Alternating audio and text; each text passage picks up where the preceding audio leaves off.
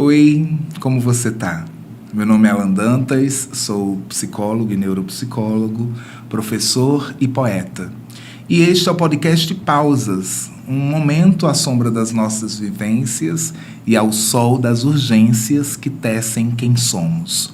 Aqui você pode sentir-se à vontade, porque é assim também que estamos, sem as ordens de quem quer que seja, mas sob o olhar atento e bonito da poesia.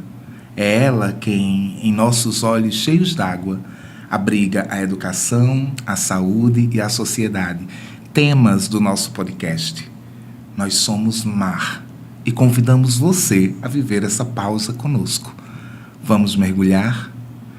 E hoje, iniciando esse nosso diálogo, dentro desse nosso mar, eu trago a voz de um poeta brasileiro, goiano, uma das pessoas que ajudaram a construir Brasília e que tem em sua obra Bisturi da Palavra um poema que fala um pouco sobre o nosso tema de hoje. Eu estou falando de Samuel Barros Magalhães. Sam, um dos grandes lutadores na busca por uma lógica antimanicomial no Brasil. De Samuel Barros Magalhães, Insanidade do Bem. Arrasta-me daqui, loucura. Arrasta-me para a insanidade do bem, que o teu mal é menor do que li no jornal. Leva-me aos poucos de uma vez, toma minha mente de assalto, me surta, converte-me, mas não me deixe normal. Eu me envergonho das coisas normais, das arrogâncias, da hipocrisia, das inconstâncias, do mau humor e da ganância que corrompe a alma com a frieza dessa gente totalmente eivada do materialismo ilusório e omissa por ausência de consciência. Arrasta-me, que já me despojei da sensação de pertencer a este lugar.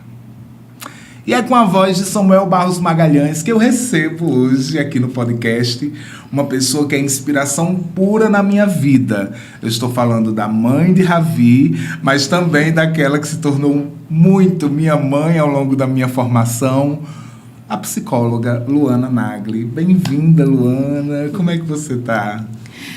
Eu diria que eu estou cansada. Como mãe, psicóloga e como esposa, em todas as relações, a gente acaba acumulando muitas funções, né? Mas eu tô bem, né? O cansaço da rotina, mas eu tô bem. Eu acredito, olha, é uma alegria para mim sem tamanho. Você sabe do amor que eu nutro por você. Luana, gente, foi uma das responsáveis pela construção de um olhar crítico na psicologia, e especialmente no estágio que eu pude vivenciar lá no Centro de Atenção Psicossocial. Luana é psicóloga do CAPS aqui em Açu, e ela participa da minha vida, na verdade, bem antes disso, já no cuidado com Fernanda, que é a minha irmã e que é usuária do CAPS.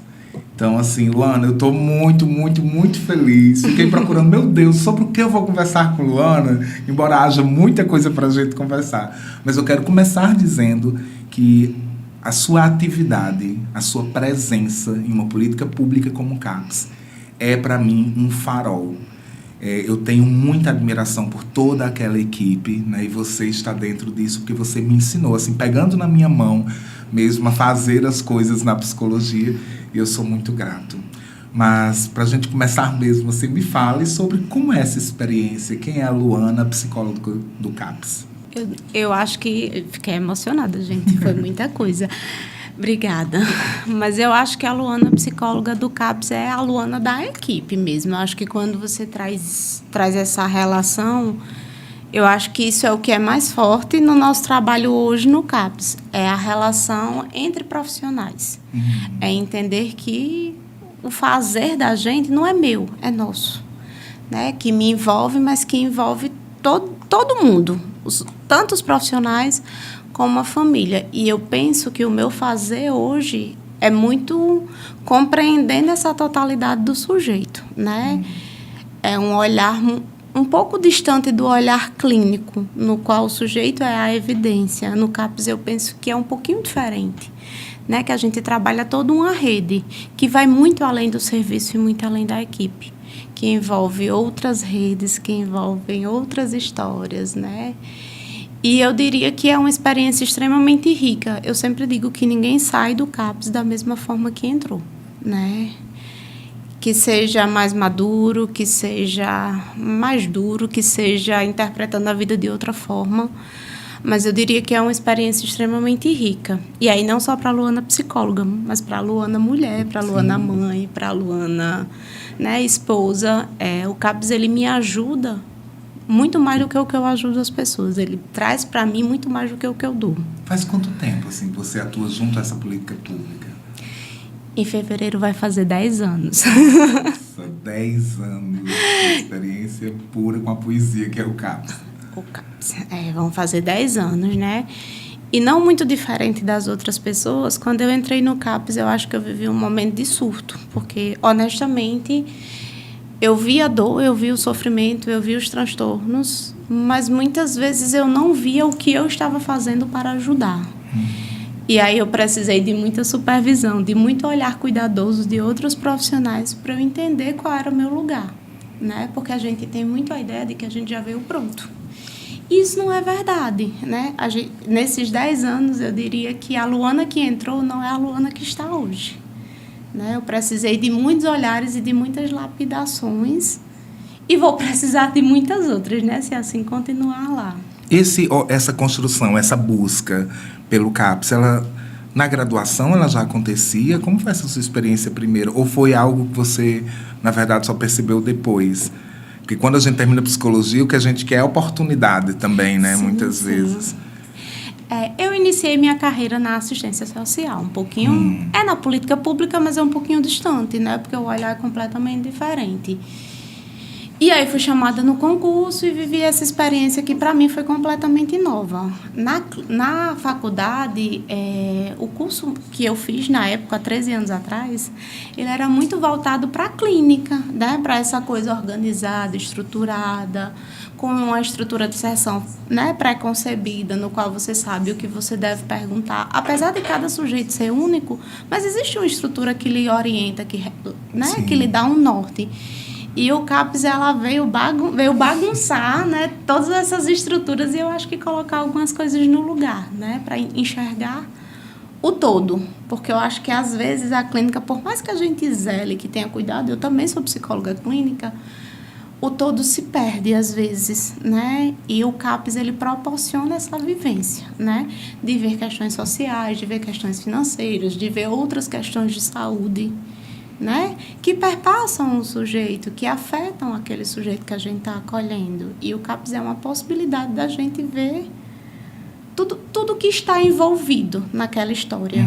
Né? Não que a clínica não traga isso, mas eu acho que o envolvimento do profissional do CAPS é diferenciado nesse sentido. Eu acho que o movimento de busca já, esse sujeito que chega ao CAPS e o sujeito que chega à clínica, né? Eles são sujeitos com peculiaridades, assim. Sim. Eu me lembro sempre, e eu acho que eu já até comentei isso por aqui, se não comentei no meu Instagram, que quando eu estagiei no CAPS, uma das experiências que a gente viveu lá, a Luana era minha supervisora, e foi de um atendimento em que uma pessoa chegou, eu fui fazer o atendimento e ela disse, olha, está escrito aí, no prontuário, está escrito aí ansiedade, mas também é fome.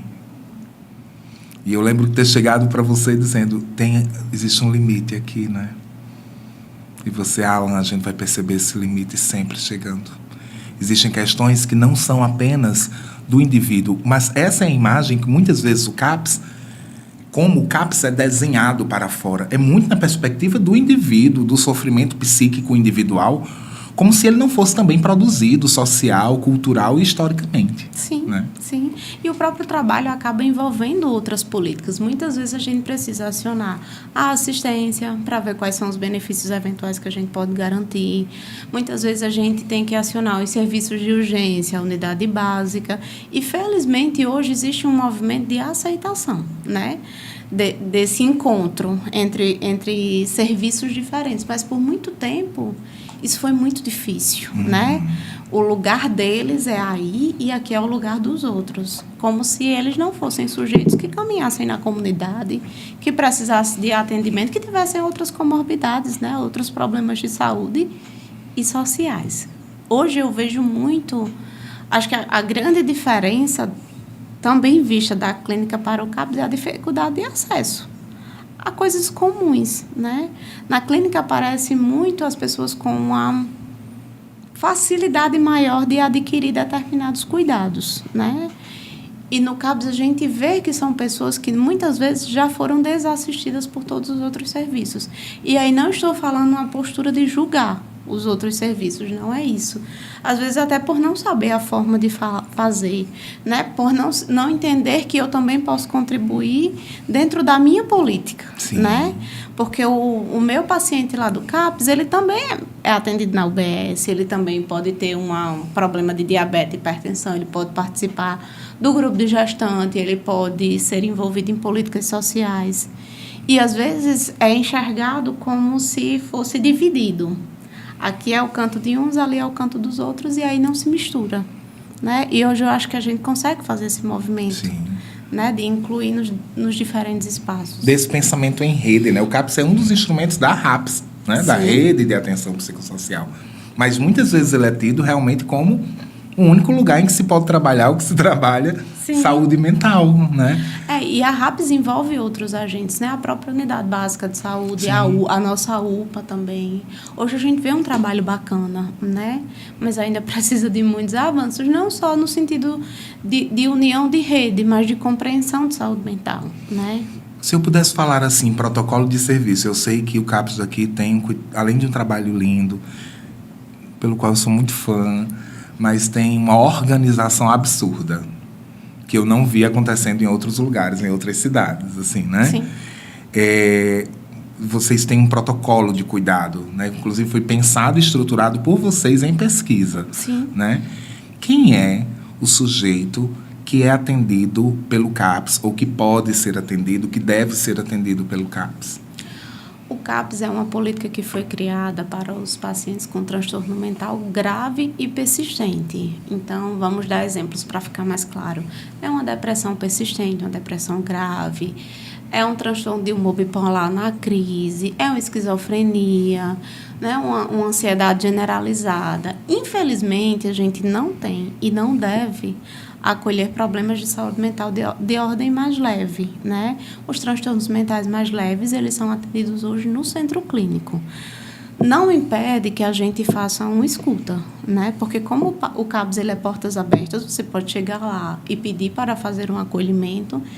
Então, qualquer um pode chegar até lá, mas em acompanhamento só fica os pacientes com transtorno mental grave. Então, para a gente entender bem, assim, uma pessoa com um episódio depressivo, a sua busca primeira, na verdade, é pela UBS. Sim, sim. Né?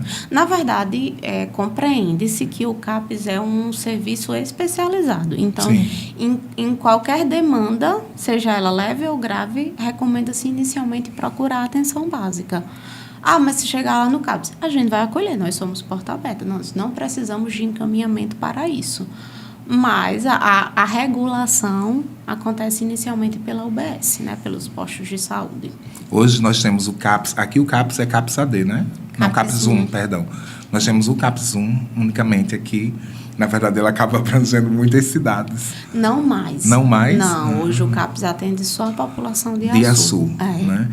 Quando a gente percebe, assim, que é iniciado esse acompanhamento, que serviços são ofertados assim pelo CAPS? Pronto, hoje no CAPS a gente tem grupos, né, que vão trabalhar demandas diferentes, né, no sentido de estratégias de controle, de regulação emocional, de controle de ansiedade, algumas, né, de socialização, e aí os grupos acontecem todos os dias pela manhã.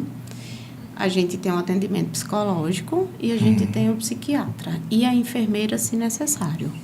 Para além disso, a gente hoje conta com grupos específicos, que são o grupo de mulheres e de adolescentes, né, que acontecem à tarde, uma vez por semana. Vocês dão conta, Luana, de atender tudo e todos?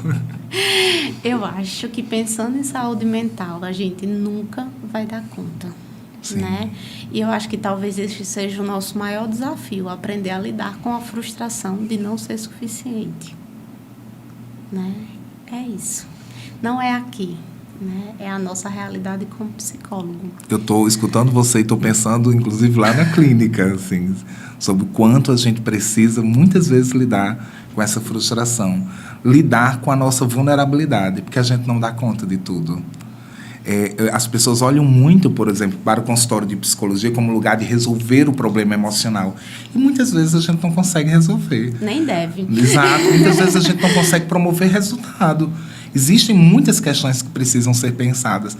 Mas, assim, ao longo na minha trajetória, muitas vezes eu entrei com esse sentimento, eu precisei lidar com esse sentimento de frustração, e ouvir isso de você, que tem bastante experiência, é no mínimo confortável aqui, chega com carinho para mim. Muito embora não seja confortável no dia a dia, né? A gente entende que traz dor, que provoca sofrimento, você não conseguir resolver os problemas do mundo. Mas é o que nos faz humano, né? Eu acho que é o que nos aproxima também. Sim. Né? É o que faz a gente encontrar com o outro, é entender que eu não sou autossuficiente, eu não sou perfeita.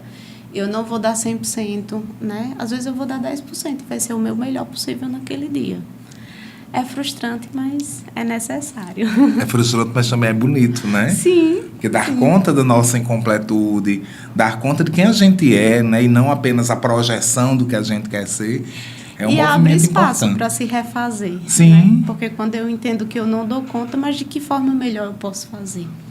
Há um olhar sobre o CAPS que a gente vivencia muito hoje, que é, mais uma vez, a lógica manicomial acontecendo assim com toda a sua força. Existe um movimento nas redes sociais digitais, e até uma frase que me incomoda muito, me incomoda desde o seu início, que é assim, do jeito que o CAPS gosta, né? Hoje eu acordei do jeito que o CAPS gosta. E isso tem fortalecido, isso tem sido produzido por memes em torno do CAPS, mas, na verdade, isso se torna um grande problema, porque a gente percebe o quanto dificulta o acesso. Para vocês que trabalham com o CAPS mesmo, assim, diretamente, como é que tem sido olhar para esse movimento das redes sociais? Eu acho que existe uma mão dupla, né? Porque tanto estigmatiza e traz muitos rótulos e preconceitos, e o que dificulta para grande parte da população chegar e ter acesso. Mas tendo uma visão positiva, porque eu sempre tento olhar a algo de bom no que não é tão bom assim, né? O CAPS é falado. Se a gente for pensar, 10 anos atrás, quando eu entrei no CAPS, o povo dizia que o CAPS era o CRAS. Então, de alguma forma, entende-se ainda, apesar de forma errada, apesar de forma equivocada, existe uma divulgação do serviço, né? É errado? É da pior forma possível? Também. Mas existe uma fala, né? Existe uma exposição. E isso se faz necessário, né? Seria perfeito se fosse da forma correta. Seria perfeito se o nosso serviço fosse divulgado como uma forma de acolhimento, né? Porque tem histórias extraordinárias ali no CAPS, né? Tem vidas muito significativas e muito interessantes. Né? Tem muita coisa para a gente aprender, mas as pessoas só observam e só olham a parte negativa. Então... E a materialidade disso é muito problemática, no sentido Sim. de não temos uma simples publicação. A gente tem o meme, que é uma materialidade discursiva, em que eu tenho o riso como grande promotor, né, da circulação, e desde a sua formação, quem pensa já o meme lá no seu início... Vamos pensar dentro da ciência memética mesmo, com Dennett e Tyler, que trazem como grande característica da produção do meme a viralidade, né? A sua capacidade de uma informação ser promovida com muita facilidade.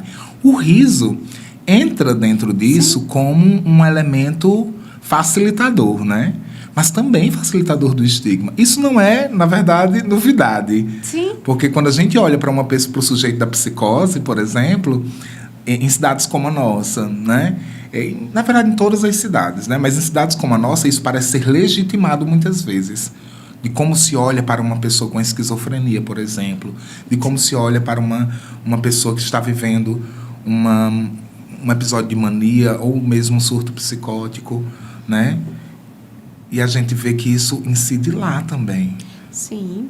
E aí, para além disso, assim, existe uma vergonha das pessoas procurarem o serviço, porque ali é o lugar do que eu não quero ser, né? E aí eu diria, né, como uma forma de divulgar de forma positiva, que o CAPS é um lugar de acolhimento de vidas, de histórias de pessoas, né? Independente das suas peculiaridades, independente do que apresenta enquanto sinais e sintomas, né? É acolhimento de vida, de pessoas. Quem não gosta de ser acolhido, né? Quem não gosta de ser... Teve uma paciente que eu acho que foi logo no meu primeiro ano, que eu achei incrível, assim, o quanto ela me ensinou. Que ela disse, eu vim para aqui, porque aqui eu me sinto gente. Olha que coisa pesada. Ela precisava de um espaço para ela se sentir gente, porque em nenhum outro ela era validada enquanto pessoa. E aí eu acho que eu peguei esse como minha bandeira, né? Eu acho que é o lugar de você se sentir gente, de se sentir importante, né? Muito além de qualquer estigma, muito além de qualquer preconceito, muito além de qualquer transtorno, né? Eu acho que é o lugar de você poder se sentir e ser você, né? E livre, porque o CAPS aparece como um grande recurso na reforma psiquiátrica, mas para prover também essa liberdade para o sujeito, né? Sim. Fernanda, a minha irmã, é acompanhada pelo CAPS há muito tempo, desde que o CAPS é CAPS, quem é a sua, eu acho. E Fernanda, ela tem muito prazer em estar lá.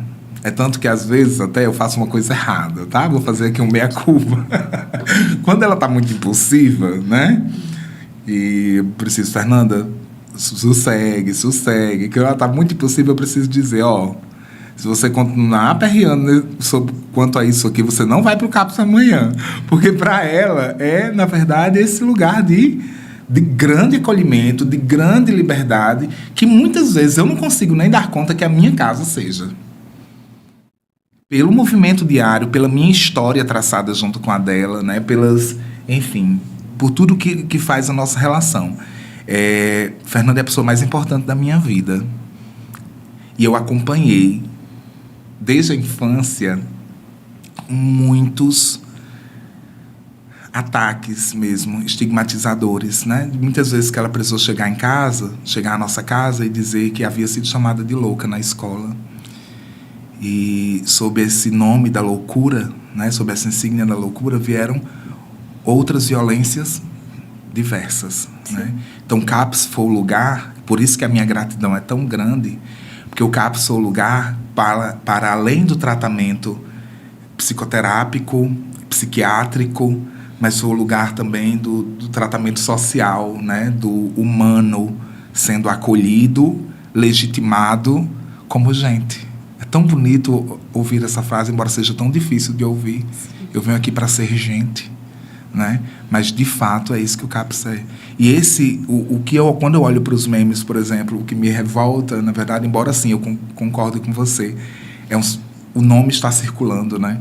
Mas quando eu olho para o meme, o que me revolta é perceber que, na verdade, o que se tenta fazer é, mais uma vez, a institucionalização da pessoa que sofre, né? E essa é a lógica do manicômio.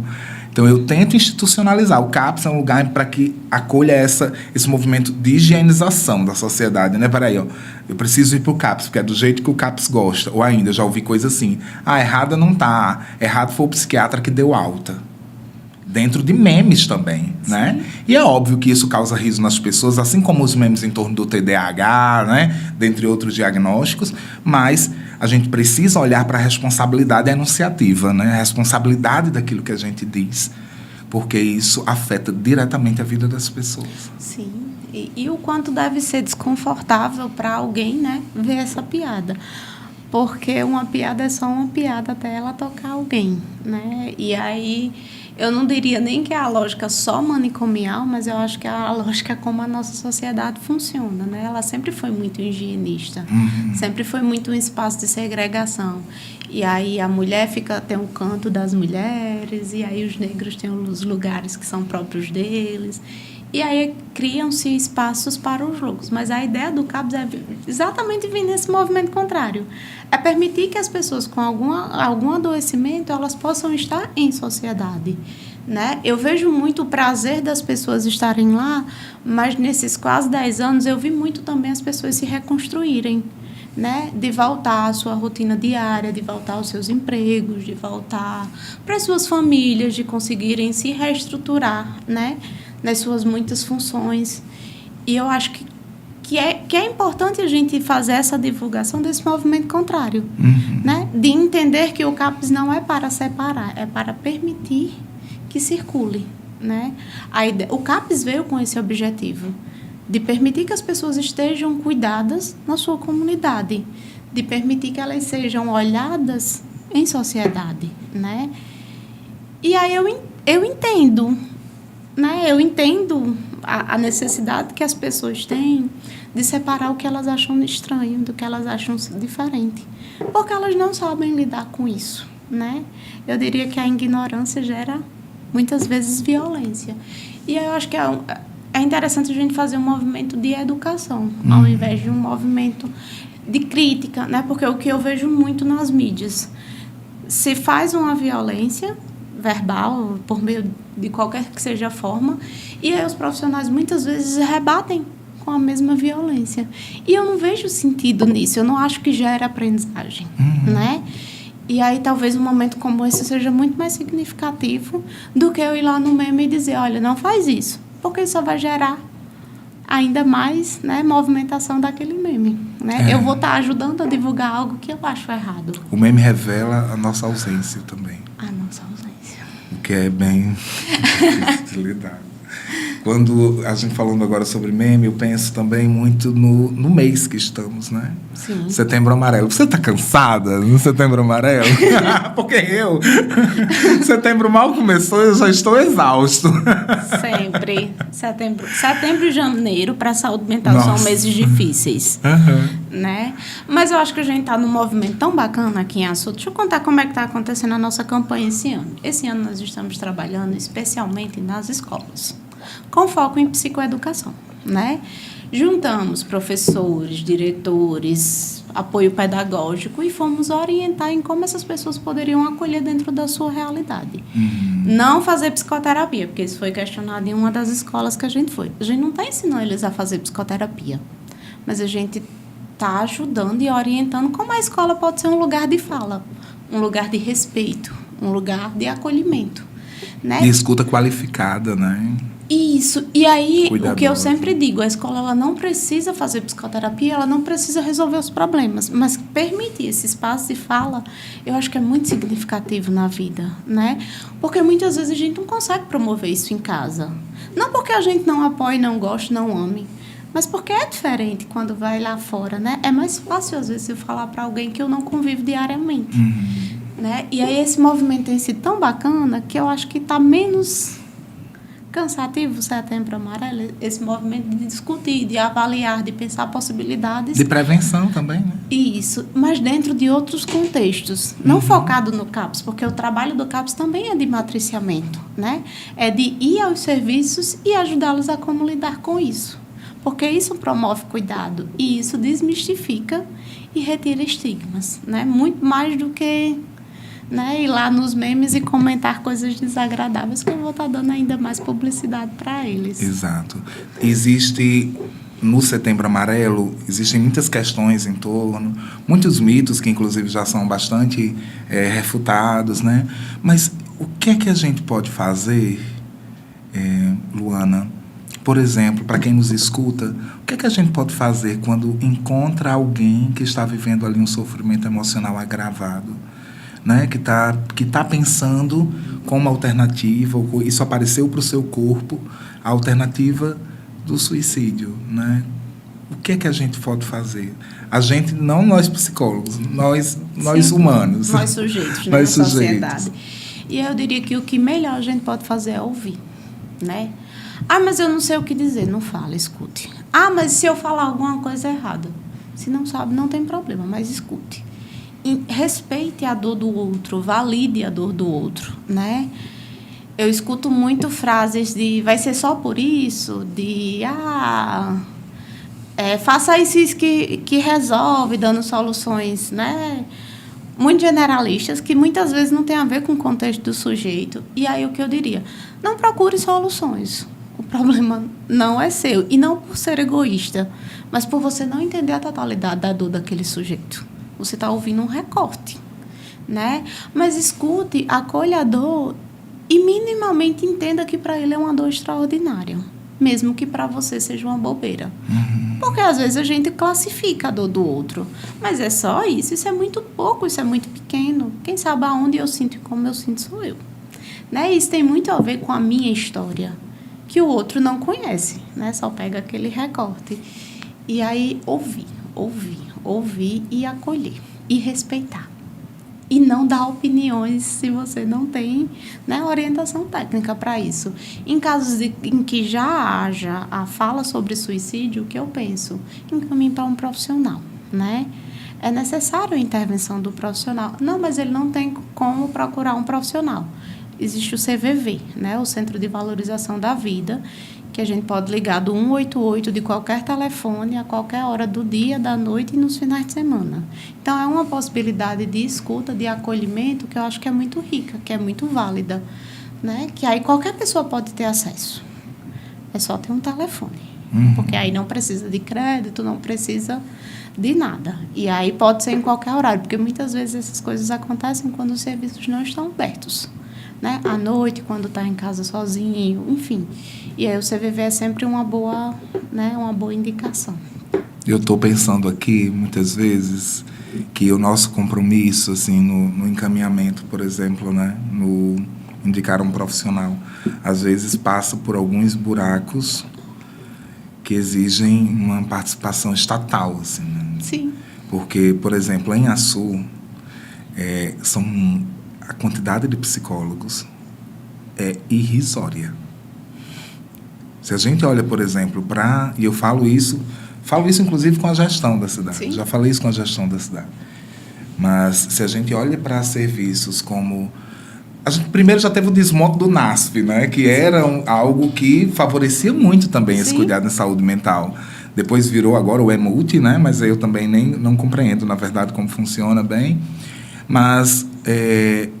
faltam psicólogos, né? Na UBS, faltam psicólogos nos serviços. Eu vejo, inclusive, que aqui em Açu, por exemplo, a gente tem uma quantidade considerável de psicólogos na assistência. Sim. Mas na saúde eu não vejo tantos, assim. É porque, na verdade, o programa da assistência, ele exige uma quantidade mínima, né? E a Açu, ele tem a quantidade mínima. Na saúde, a gente também tem a quantidade exigida. O problema, eu acho que não é... eu não diria em Açu.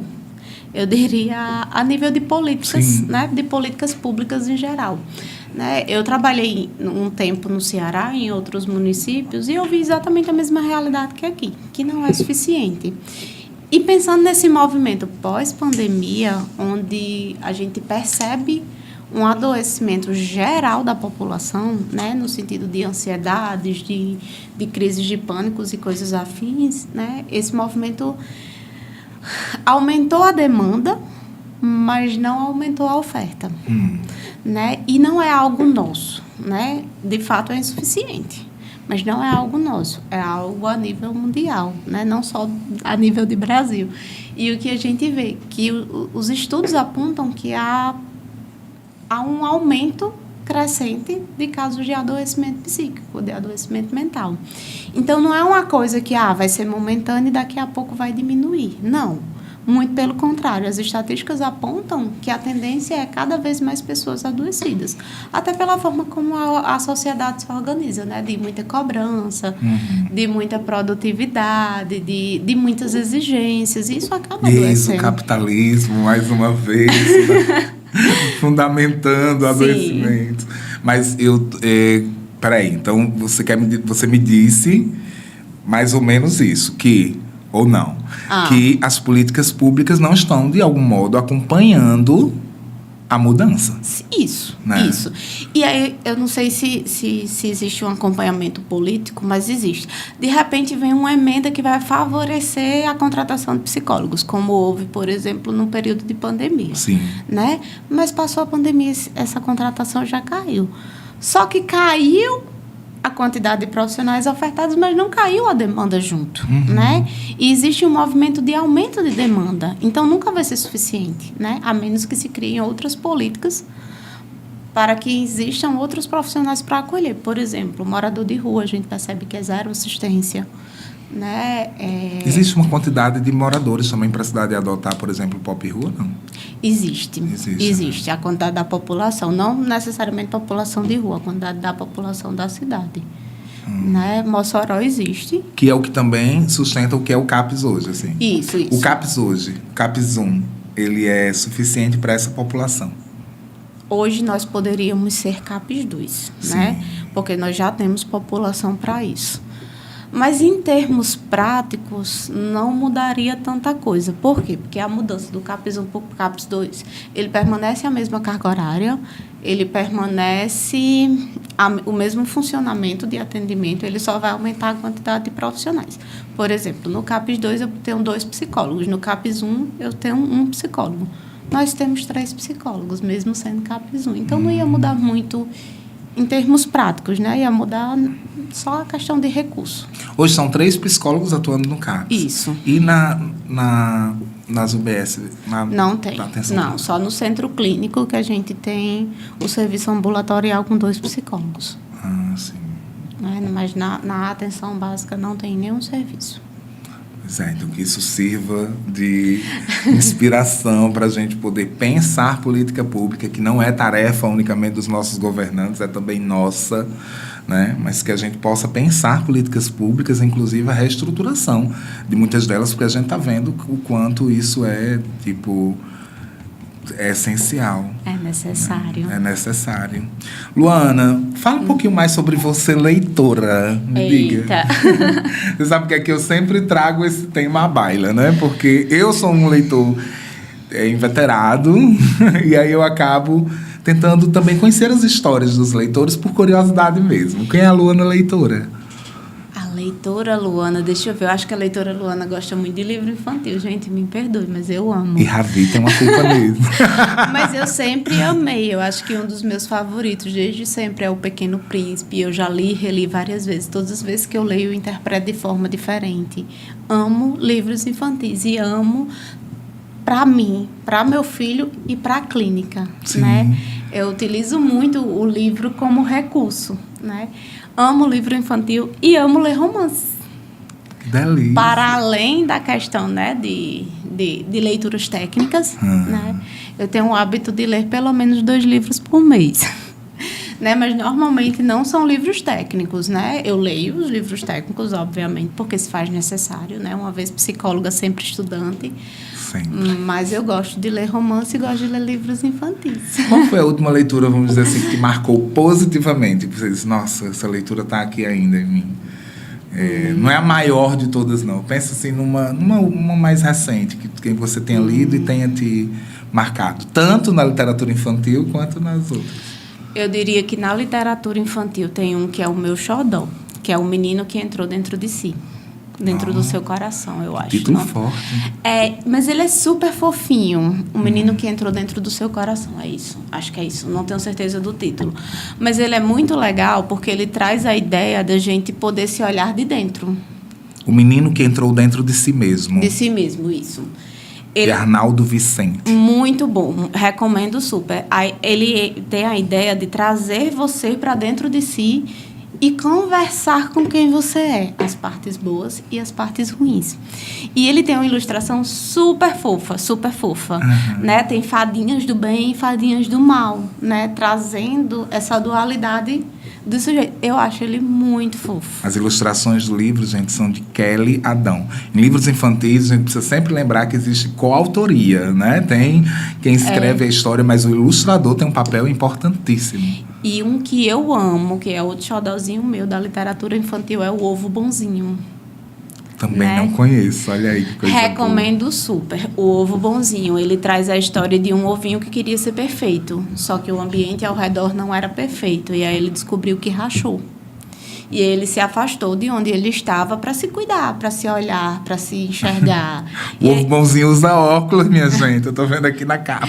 E aí o ovo bonzinho viaja, faz yoga, relaxa, se cuida e retorna. Mas ele retorna entendendo que ele só precisa fazer a parte dele. Que ele não controla o todo e tá tudo bem. Né? E que ele não precisa ser o ovo bonzinho sempre. Que ele pode caminhar e ser livre. Para nem sempre ser tão bonzinho assim. Ele é muito fofo também. O Ovo Bonzinho é de Jory John e Pete Oswald. Eu estou lembrando, vou aproveitar, já vou falar também sobre a minha experiência com literatura infantil, porque eu sempre leio livros infantis e termino arrasado, porque percebo que eles não são puramente infantis. Não são.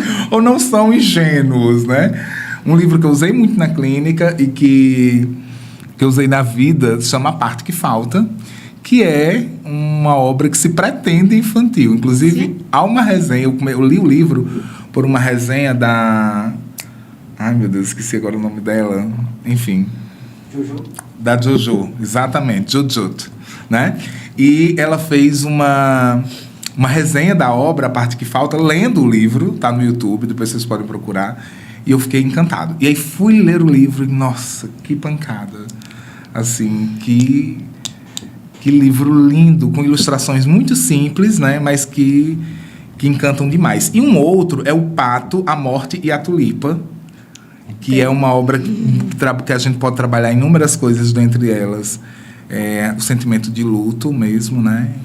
Que é um outro livro que seria infantil, mas assim, eu precisei de tempo para digerir e para vivenciá-lo. Eu acho que o que eu precisei de mais de tempo para digerir foi O Fio Invisível. Nossa, eu conheci por uma paciente, uma mãe paciente. Excelente para trabalhar tanto a questão de ansiedade de separação como lutos. Sim. Mas é de uma beleza. O livro é lindo. Eu posso confessar que eu chorei quando eu terminei de ler, porque lembra, você consegue associar muitas histórias. Né?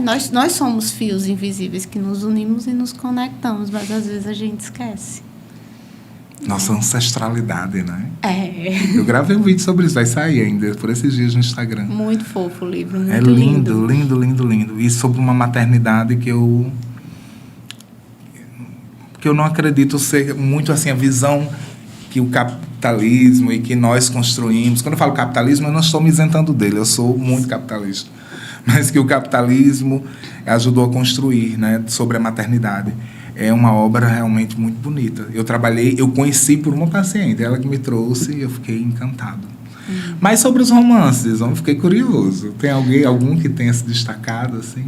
Agora eu estou lendo The Anne, que tem até uma série na Netflix, mas eu diria que o livro é infinitamente melhor. Né? Inclusive está na... Anne with E, né? Anne with E. É isso. E aí é muito legal porque Anne, ela traz a beleza das coisas. Todos os livros dela não é um romance propriamente sobre romântico, né, de casal. Ela traz o romance com a vida. É incrível os livros dela, muito melhor do que a série. A série é muito fofa, mas o livro ela traz os encantamentos do ordinário, do dia a dia, da flor, do sol, da lua, do encontro para o chá, do encontro com pessoas queridas, né? E ele é um livro muito, muito bacana de ler. Acho que são 13. Eu comecei a ler há poucos dias, então ainda estou no segundo.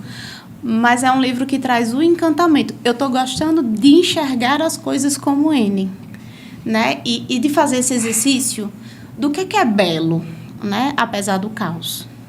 Porque o livro ele traz esse exercício. Ela traz várias situações caóticas e a forma como ela enxerga a beleza no dia a dia, né?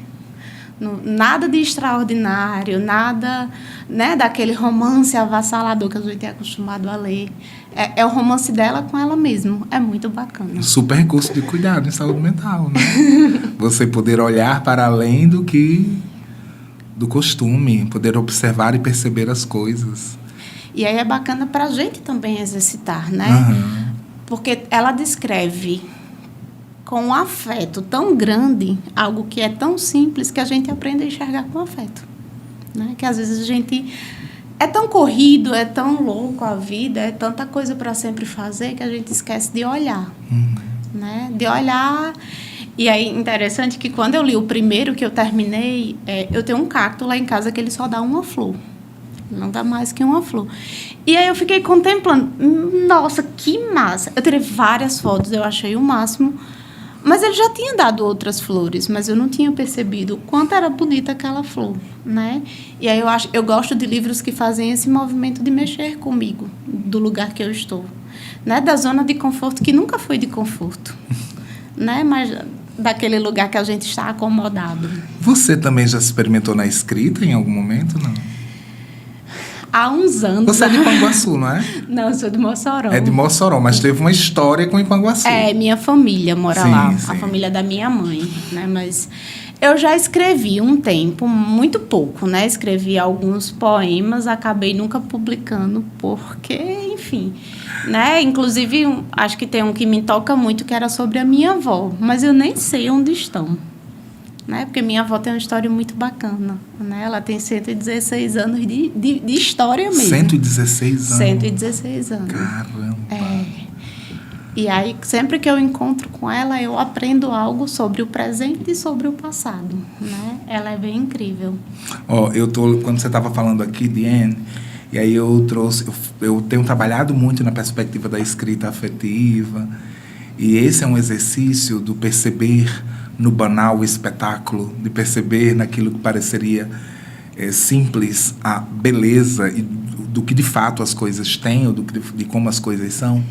Existe uma obra que também fica como dica para o ouvinte, né, ou para quem está nos assistindo, da Paola Jacques, que é Elogio aos Errantes. É uma obra mais acadêmica, mas ela faz um trabalho muito bonito sobre a escrita daquilo que não é percebido, a escrita daquilo que não é contado, daquilo que não é visto, e sobre a experiência errática na cidade, a experiência do errante, né? Não apenas daquele que goza de circulação pela cidade, de autorização, mas de quem é interditado a andar na cidade.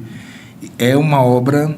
Vou ler. Chuchuzinha, assim. Já li um linda. que você recomendou no primeiro, da ansiedade. Toda ansiedade merece um abraço. E adorei. Lindo, lindo aquele livro. Mas hoje, a gente tem o costume de trazer para os nossos convidados um presente. Eu trouxe aqui um para você, que eu comprei especialmente pensando em você, que é da Marcela Ceribelli. Vou mostrar aqui para vocês, Aurora, o despertar da mulher exausta. Eita. Esse livro não é sobre o exausto, é sobre para você, tá? Mas esse livro, ele traz muito... são muitos textos interessantes, crônicas, ensaios, sobre a mulher e a sua relação com o social, as demandas que são lançadas pela sociedade contra o seu corpo. Então, a Marcela Ceribelli, eu conheci no podcast dela, que é o Bom Dia Óbvios, que é um dos meus prediletos. Eu amo o podcast da Marcela. Mas ela tem uma plataforma, que é a plataforma Óbvios, que junta muitas mulheres para falar sobre essa... Enfim, para ser um exercício de sororidade. E ela tem uma escrita muito gostosa, assim. Além de ser uma grande apresentadora e conversadora, Marcela Ceribelli tem uma escrita extremamente gostosa, e eu espero que esse possa... Eu pensei muito, eu não vou dar um livro técnico para Luana, né? Mas eu espero que ele chegue para você, assim como eu coloquei aqui na dedicatória. Eu não costumo ler dedicatórias, mas vou ler Luana. Luana, que a escrita de Marcela alcance seu corpo como você me alcançou, com leveza, potência e inspiração. Obrigada por tudo e sempre. Com amor, Alan. Eu fico tão emocionada com a fala de Alan, porque, assim, porque não são elogios vazios, sabe? É encontro mesmo, né? É encontro. E eu digo muito que a gente não sabe o que a gente faz na vida das pessoas como psicólogo, né? Mas a gente acaba descobrindo de um ou outro, né? Isso é muito bacana. E aí eu não sei se você sabe, mas, né, esse encontro não rendeu só para você, não. Enxergar você primeiro, muito antes do psicólogo, como cuidador, né? E ver o zelo e o cuidado que você tem com sua irmã, a relação de afeto, né? Ele traz, digamos que, esperança para mim, de enxergar que é possível, né? E às vezes é tão difícil enxergar que é possível. Eu acho muito rico saber que eu posso ter alguém para olhar quando eu estiver, né, apreensiva e achar que não vai funcionar. Porque vai, né? Em algum momento, pode não ser hoje, pode não ser, né, do jeito que a gente quer, porque a gente também idealiza muitas coisas, mas você me faz ver que é possível o cuidado. Oh, coisa linda. Deixa eu pegar a sua mão mais uma vez, publicamente. Tanto eu quanto Vitória somos muito gratos. Eu estou falando aqui por Vitória, gente, porque vocês sabem que Vitória é minha sócia, ela é namorada. E a gente, vez ou outra, tá com o nome de Luana, tá com o nome de Tatiana, tá com o nome de Kísia, tá com o nome de Betânia, de Késia, do pessoal lá do CAPS na nossa boca. Porque foi um lugar que foi um chão muito fértil para os psicólogos que somos hoje e os psicólogos que estamos nos construindo todos os dias. Viva o CAPS, viva você, viva esse seu compromisso, esse seu cuidado e viva a nossa gente que busca o CAPS e que pode receber ali um cuidado genuíno. Muito obrigado por você ter vindo. E está de portas abertas, sempre que quiser retornar. Estarei lá.